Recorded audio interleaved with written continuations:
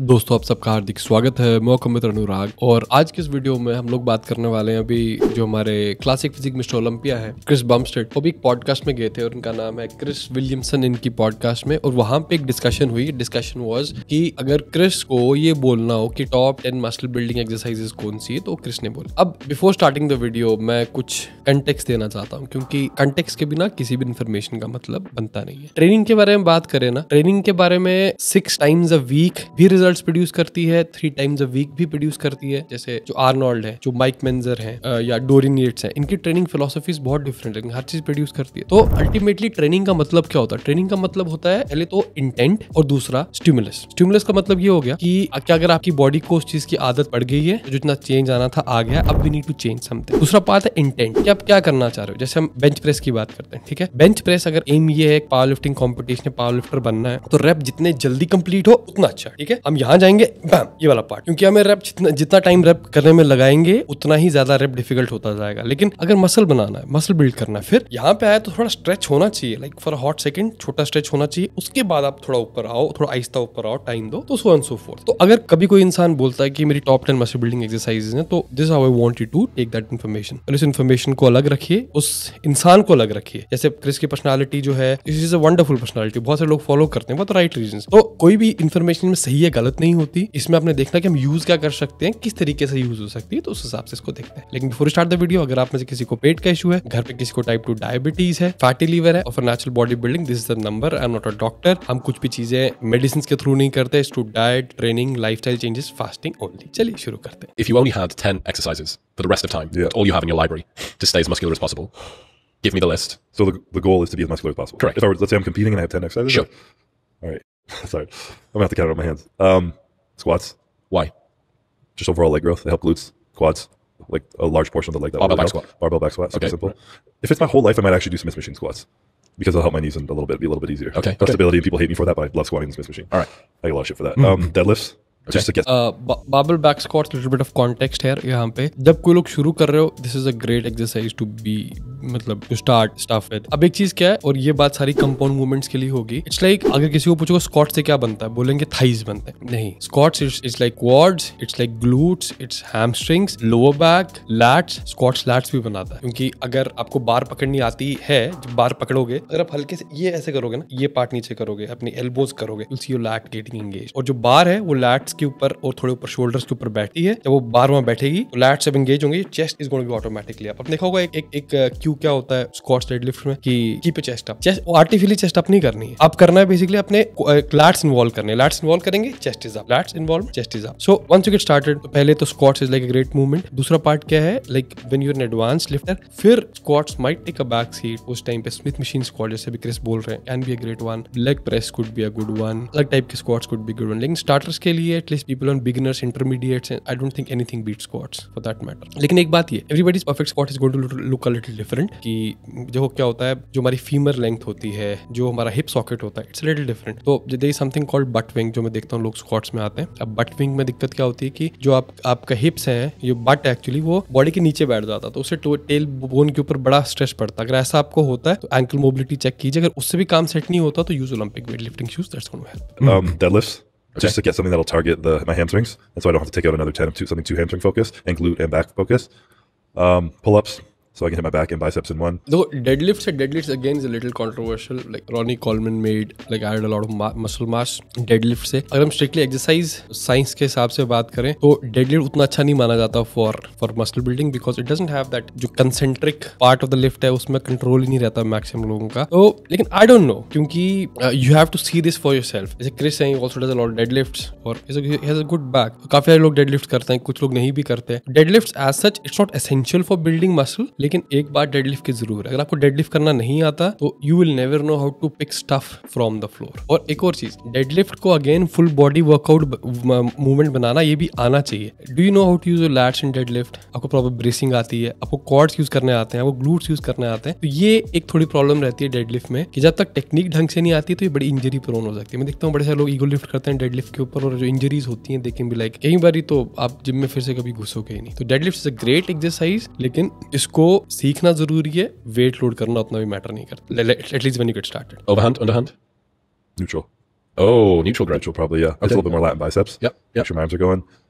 Incline dumbbell press.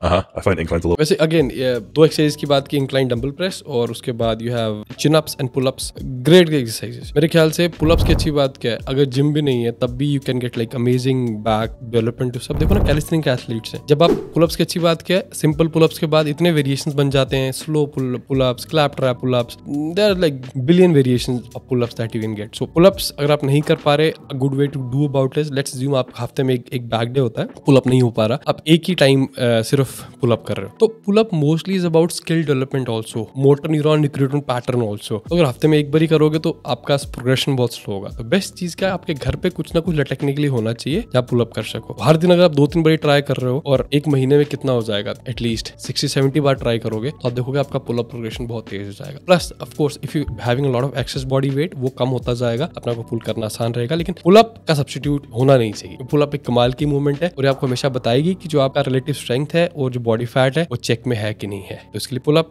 Great way to have. A little bit better on your shoulders. So if you're doing it's the only exercise you can do, you won't fuck up your shoulders as much.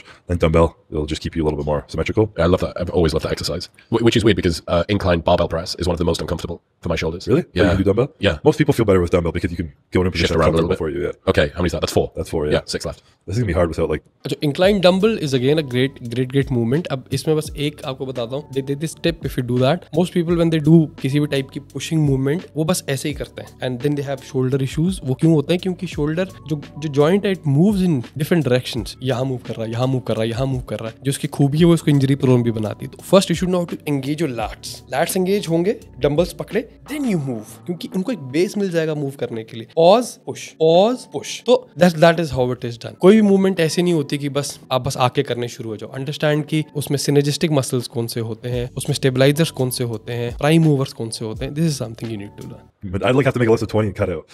But The autism is put to one side for now. We're doing this in our heads together. Dumbbell shoulder press. Seated. Seated dumbbell shoulder press. Yeah, I think that'll help your triceps and shoulders a lot.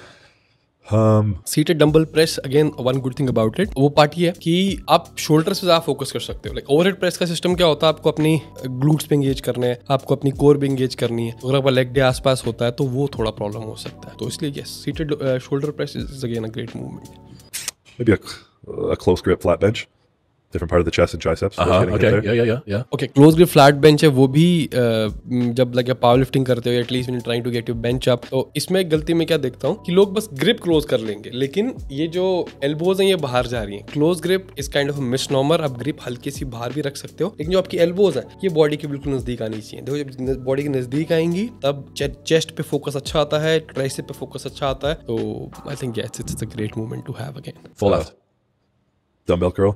Just something specific. Brilliant. I'm so glad that was in there. How do you want to live without doing fucking dumbbell Doesn't curls? even तो dumbbell curl, the thing about dumbbell curls is, या कोई भी bicep movement, एक बात का ध्यान रखना, you don't need to curl like a massive amount of weight, क्योंकि बाइसेप छोटा सा मसल होता है। अगर हम बहुत ज्यादा मसल मतलब वेट कर्लिंग करने की कोशिश करते हैं तो बाइसेप के अलावा बाकी सब चीजें यूज होना शुरू हो जाएंगी। आपके एल्बो फ्लेक्सर्स आ जाते हैं, फिर शोल्डर्स पे आ जाते हैं, सब चीजें। लेकिन अगर आप छोटा वेट यूज करते हो, माइंड मसल कनेक्शन बनाते हो, तो आप छोटे डंबल से भी you can get like really good arm pump and arm development. Physique, I just need it for my mindset. Exactly, yeah. With that, are you supinated? Again, this is the only one that you're going to get. Are you seated? Are you Can't standing? combine it. Standing supinated. Okay, good, Yeah, good. yeah. The OG of dumbbell curls. Just OG, yeah. And it's going to be one arm at a time. It can't be Yeah. both arms together. It's going to be one arm One at a time, yeah. Good. Basics is the basics. Good stuff. Yeah. I think you've got 3 left. I have 3 left. I think what parts of the body I'm missing right now. Calves, probably. Oh, fuck, yeah, there's a calf in there. You're not going tried- to get it with anything else. A little bit on a deadlift, but maybe I'll just do stairs on the side and not tell you about it. Okay, fine. You've still got I'll 3 go for exercises. myself. You only needed 7 so far. Ah, damn. Did I say bent over row? No. Bent over row. Okay. Oh yes, That'll bent over row is a great movement. और इसमें भी एक बात ध्यान क्या रखना है कि रोइंग बिल्कुल ऐसे नहीं होनी चाहिए कि बस हम रो कर रहे हैं किसी भी तरीके से, तो यू वोंट इवन अंडरस्टैंड कि वेयर योर मसल्स आर। एक अच्छा टिप देता हूँ उसके पहले, आप क्या करना, is exercise called straight arm pull down. वो आप करो, उससे आपको लैट्स फील होंगे। Like make sure the weight is light. 2 sets 12 to 14 reps, और लाइक उससे कम भी हो सकते हैं, 8 to 10 रेपिटेशंस भी हो सकते हैं, क्योंकि बिल्कुल स्लो रेपिटेशंस करनी है। एक बार लैट्स पता चल गए कहाँ पे, then you get hold of आपका जो बार है और बारबल बेंट ओवर रो, उससे यू स्टार्ट मूविंग स्लोली। जब आपको लैट पुल मतलब लैट्स आपको पता चल जाएंगे कहाँ पे, तब आप देखोगे कि this barbell bent over row hits differently. और अगेन एक चीज ध्यान रखें कि जब हम बारबल बेंट ओवर रो कर रहे हैं, like when you go heavier, your leg should be part of the equation to stabilise the whole exercise. और आपकी जो लोग कहते हैं ना कोर स्ट्रॉन्ग करो, मैक्सिमम लोगों को कोर स्ट्रॉन्ग करने की जरूरत नहीं है, मैक्सिमम लोगों को कोर यूज करनी नहीं आती है। कोर क्योंकि जब तक लैट्स नहीं यूज करते, पेट फुला के इसको ब्रेस नहीं करते, तब तक ये चीजें होती नहीं। तो इसके लिए कोर स्ट्रॉन्ग वाला वर्ड नहीं है, it's like learn to use your core, you will stay safe in barbell bent over row, नहीं तो उसमें भी इंजरी प्रोन लोग हो जाते हैं। Help like stability, like core as well, and then like lower back and obviously upper back. Yeah, because the only back exercise that you've had so far is the pull-up. Deadlifts and pull-ups. Yeah. Bent over rows. Yeah. Okay. Yeah. Yeah. So I got 2 left. Yeah. Probably like a hanging leg raise, just to make sure your core is getting hit. You're not like fucking up your back. And then this is a tough one. I think I'm trying to like focus on either lateral raises or like an overhead tricep extension. I haven't had a lot of like specific triceps. I would probably do lateral raises just to get some meaty delts over. Fuck yeah. Just do more. Well, you've got the close grip and you've got the. Okay, so last 2 Chris ने बताई, hanging leg raises, it's a good one. Again, अगर आप बहुत body fat है तो करना मुश्किल हो जाता है. There are other alternatives also, लेकिन that's just a list. I'm just talking about it. और last is overhead tricep extension or lateral raises. The thing about lateral raises, there is also no need to get like a lot of it. देखो ना, अगर मैं lateral raises कर रहा हूँ, मैं ऐसे करता हूँ, like this, controlled पूरा, मतलब concentric, eccentric दोनों control कर रहा हूँ, यहाँ पे pause दे रहा हूँ. You'll feel a lot of stress on your lateral head. लेकिन if I'm trying to do like big weights, तो मैं ऐसे करूंगा, ये पूरा मोमेंटम देखो कितना यूज हो रहा है, तो मसल का यूज होगा. तो मेजर पार्ट जब हम छोटे मसल्स को टारगेट करने की कोशिश करते हैं तो मोमेंटम ना यूज हो, क्योंकि बड़ा आसान होता है, तो यूज स्मॉल वेट्स ताकि ज्यादा mind muscle connection. Again I think this is a good list, लेकिन जैसे आप एक्सरसाइज साइंस और समझोगे और जाओगे, यू विल अंडरस्टैंड कि देयर इज नो गुड और bad list, there are no good और बैड वर्कआउट्स. जस्ट कि हम करना क्या चाहते हैं, हम पहले क्या कर रहे थे, करंट कंडीशंस क्या है, उसके हिसाब से चीजें डिसाइड होती हैं. तो I hope this video was worth your time. I'll see you next time. Till then, bye.